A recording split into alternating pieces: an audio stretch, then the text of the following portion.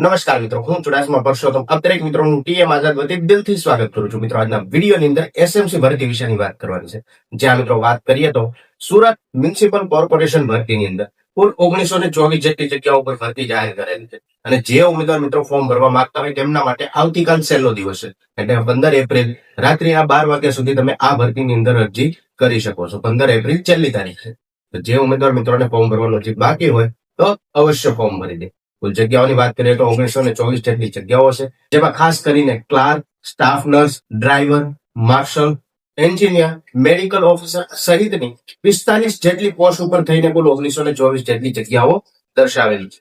અને મિત્રો લાયકાતની વાત કરીએ તો લાયકાત પણ પોસ્ટ પ્રમાણે જુદી જુદી છે. જેમ કે ધોરણ 10 પાસ છે, 12 પાસ છે, આઈટીઆઈ છે, ડિપ્લોમા છે, ગ્રેજ્યુએશન કમ્પ્લીટ કરેલું હોય, તદ ઉપરાંત બીઈ, બીટેક કે એન્જિનિયરિંગ કરેલા ઉમેદવાર મિત્રો પણ આ ભરતીની અંદર ભાગ લઈ શકે છે. એટલે કે જુદી જુદી પોસ્ટ પ્રમાણે જુદી જુદી લાયકાત દર્શાવવામાં આવેલી છે. અને ફીની વાત કરીએ તો એસસી, એસટી અને ફિમેલ આ ત્રણ કેટેગરીની અંદર ઉમેદવારોને 400 રૂપિયા ફી ભરવાની રહેશે.